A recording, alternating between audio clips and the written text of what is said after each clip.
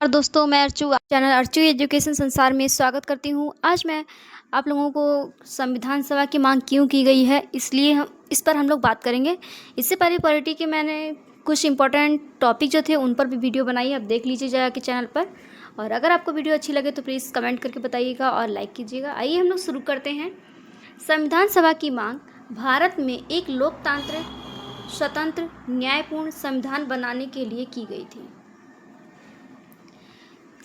पहले क्या होता था, अंग्रेज हमारे ऊपर शासन करते थे, तो जो जैसे वो कहते थे वैसे हमें करना पड़ता था। कभी किसी की ज़बरदस्ती करवाते थे, किसी से कुछ काम करवा लेते थे, मतलब जो हमारा मन भी नहीं होता था भारतीयों का, वो भी अंग्रेज कराया करते थे। तो फिर क्या हुआ कि जब तक हम लोग उनसे आज़ादी पा लिए, आज़ादी पाने के बाद तो हमें लगा कि हमारे कुछ नियम होने चाहिए, कानून होने चाहिए, जिसके लिए हम लोग लड़ाई किए। उसी में संविधान सभा की मांग की गई कि संविधान में सारी चीज़ें लिखी जाएंगी, कौन सा अनुच्छेद होगा, क्या होगा, कैसे किसको सज़ा मिलेगी, ये सारी बातें लिखी जाएंगी। इसीलिए हमें संविधान सभा की मांग भारत में एक लोकतांत्रिक, स्वतंत्र और न्यायपूर्ण संविधान बनाने के लिए, जिससे कि हमारा भारत लोकतांत्रिक हो, स्वतंत्र हो, न्यायपूर्ण हो, किसी को किसी साथ अन्याय नहीं हो, किसी के साथ ज़बरदस्ती नहीं की जाए, किसी के कर्तव्यों का, अधिकारों का हनन नहीं हो। इसलिए हम संविधान सभा में इन सारी बातों के लिए संविधान सभा बैठक हुई, उसमें संविधान की मांग की गई। अब संविधान सभा की प्रमुख मांगे क्या क्या थी, उस पर बात करते हैं हम लोग। भारत का संविधान भारतीयों द्वारा भारतीयों के लिए बने। भारत का जो संविधान बने वो भारतीयों द्वारा बने, मतलब ऐसा नहीं हो कि कोई आके दूसरे देश का इंसान संविधान बना के चले, उस जब मेरे बारे में उसको पता ही नहीं होगा, वो मेरे बारे में हमें अच्छे कर्तव्य अधिकार कैसे दे पाएगा। तो इसीलिए कहा गया जो संविधान बनेगा उसमें भारतीयों का उपस्थित होना अनिवार्य हो और भारतीयों के लिए बने। सॉरी, भारतीयों के लिए मतलब इसका ये है कि जो हमारे संविधान में जो हमारे कर्तव्य अधिकार की बातें की जाएं वो भारतीयों के लिए हों। नहीं, ऐसा नहीं हो कि कोई भी देश का नागरिक कभी भी आ रहा है, हम लोगों पर अटैक कर रहा है, जा रहा है, ऐसा नहीं होना चाहिए। तो जो भी संविधान बने उसमें भारतीय उपस्थित हों, उनकी अच्छाई या बुराइयों को देख कर संविधान बनाया जाए। दूसरा, यह सभा पूर्णतः निर्वाचित हो, ना कि नामित।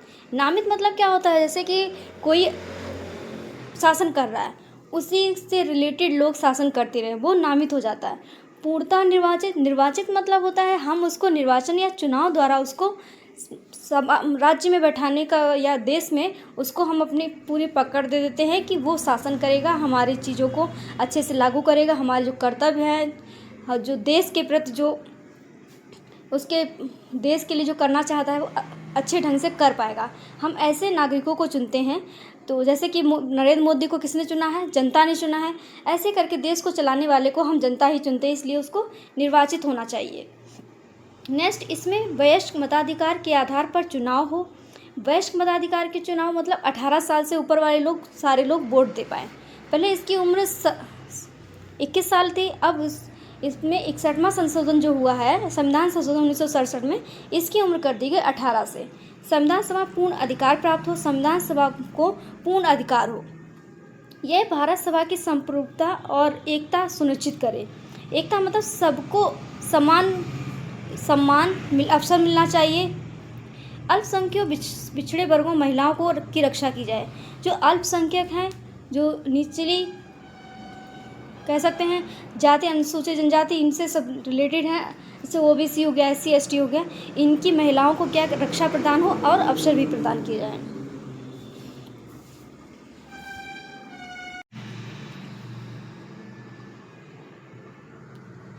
नेक्स्ट क्वेश्चन देखते हैं पॉइंट, संविधान में मौलिक अधिकार की गारंटी दी जाए। जैसे कि हमारे संविधान में कितने मौलिक अधिकार हैं, 10 मौलिक अधिकार थे, 11वां मौलिक अधिकार जोड़ा गया है। जो हमारे भारत के जो बच्चे हैं, छोटे 6 साल से 14 साल के बच्चों हैं, को निःशुल्क शिक्षा प्रदान की जाए।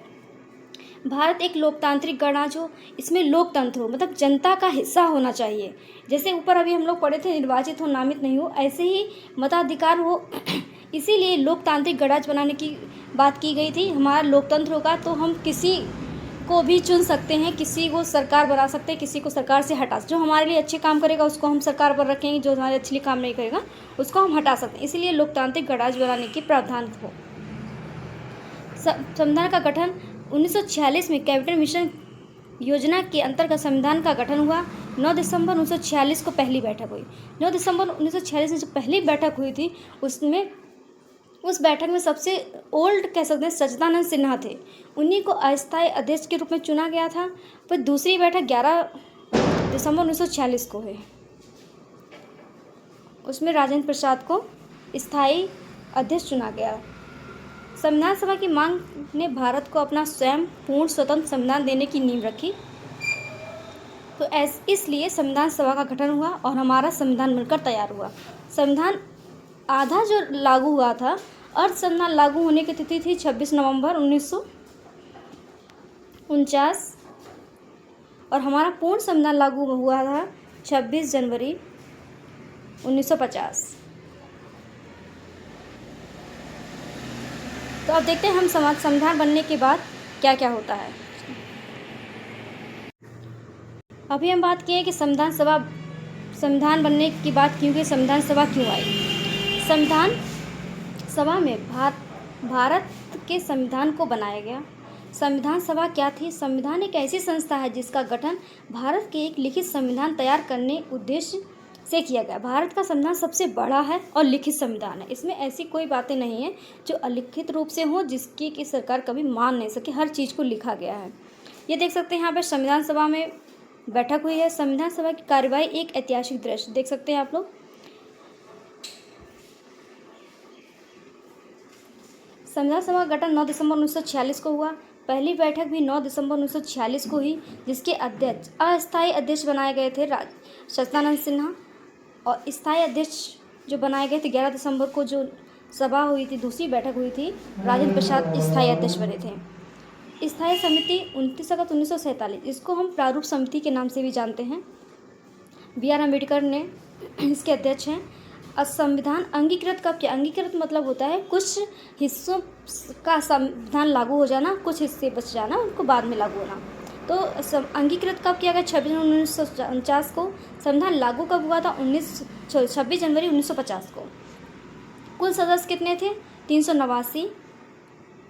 कार्य अवधि क्या? 2 वर्ष 11 माह 18 दिन। हमारा संविधान कितने दिनों में बनकर लागू हुआ था? 2 वर्ष 11 माह 18 दिन में। कुछ उद्देश्य देखते हैं। संविधान के लिए एक लिखित संविधान बनाना, देश को एक लोकतांत्रिक शासन प्रणाली देना, नागरिकों के मौलिक अधिकारों की रक्षा करना, सामाजिक आर्थिक राजनीतिक न्याय की सुरक्षा करना। अब कुछ समितियां थीं। समितियां पेपर में बहुत पूछी जाती हैं और इनके अध्यक्ष भी पूछे जाते हैं। प्रारूप समिति जिसमें B.R. अम्बेडकर ने बनाई, संघ शक्ति समिति, जवाहरलाल नेहरू, प्रांतीय शक्ति, पूर्ण अधिकार समिति, अल्पसंख्यक समिति, रियासत समिति, वित्त एवं कर्मचारी समिति और संचालन समिति, राजेंद्र प्रसाद। चलिए अब इनके सबके हम अध्यक्ष भी जानेंगे, जो इम्पोर्टेंट है उनके बारे में हम आपको बताएंगे। अब देखते हैं संविधान सभा बन गई, उसकी विशेषताएं क्या थीं। सभा लोकतांत्रिक तरीके से चुनी गई थी। इसमें विभिन्न प्रांतों, रियासतों, समुदाय के प्रतिनिधित्व करता थे। इसने विश्व के कई देशों के संविधानों का अध्ययन किया। अध्ययन किया इसका मतलब ये है कि जैसे कि आपने संविधान पढ़ा भी होगा, उसमें बहुत सारी चीज़ें अलग अलग देशों से ली गई। उसी की बात कर रही हैं।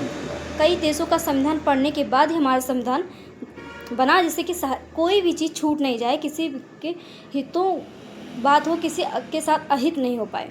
इसने सभी नागरिकों के लिए एक लोकतांत्रिक समाजवादी पंथ में लोकतांत्रिक संविधान तैयार किया। ये शब्द आप कमेंट करके बताइएगा, ये शब्द कब जोड़े गए थे। B.R. अम्बेडकर का कथन था, संविधान कितना भी अच्छा क्यों ना हो, यदि उसे चलाने वाले अच्छे नहीं होंगे तो संविधान अच्छा नहीं हो सकता। ये भीमराव अम्बेडकर ने कहा था। ये भीमराव अम्बेडकर ने संविधान सभा में बहुत कह सकते हैं अपना योगदान दिया है। इनके लिए जितनी तारीफ़ करें बहुत ही कम है। तो आपको मैं क्वेश्चन दी हूँ, इसका कमेंट करके बताइएगा ये सारे शब्द किस संविधान संशोधन के तहत जोड़े गए हैं। अब हम देखते हैं प्रमुख समितियाँ और उनके अध्यक्ष। संविधान सभा निर्माण के लिए संविधान की विभिन्न समितियों का गठन किया गया। सबसे पहले प्रारूप समिति, जिस 22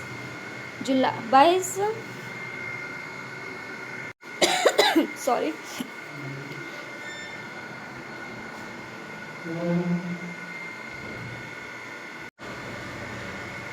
तो ये समिति, इसका डेट है जो समिति कब बनी थी, 29 अगस्त 1947 को। संघ समिति के अध्यक्ष कौन थे? जवाहरलाल नेहरू। और संघ संविधान समिति के जवाहरलाल नेहरू। संघ दोनों में आएगा तो आपको शक्ति संविधान याद रखना है, दोनों जवाहरलाल नेहरू होगा। प्रांतीय सरदार वल्लभ भाई पटेल। जब प्रांतीय संविधान की बात होगी तो सरदार वल्लभ भाई पटेल।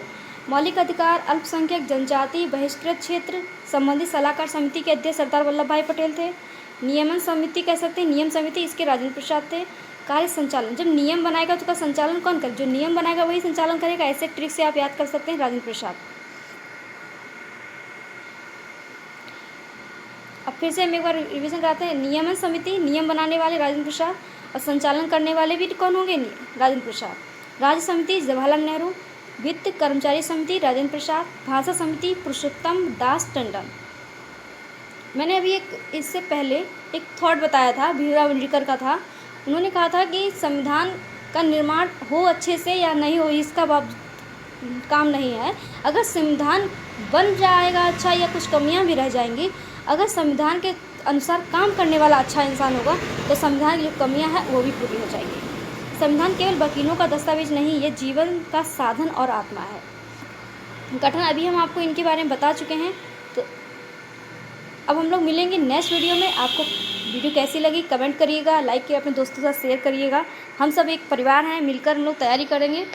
और सुपर 8 की वैकेंसी तो आप लोगों को पता है कि आ भी सकती है, नहीं भी आ सकती, कुछ कह नहीं सकते हैं, लेकिन तैयारी करते रहिए। चुनाव का साल है, आ जाएगी वैकेंसी, फिर आप रह जाएंगे तो आपको बहुत पछताना हो जाएगा। इसलिए धीरे धीरे थोड़ा थोड़ा आप कंटेंट पढ़ते रहेंगे तो आपको एक साथ बोझ नहीं लगेगा। चलिए अब लोग मिलेंगे नेक्स्ट वीडियो में। थैंक यू, जय हिंद।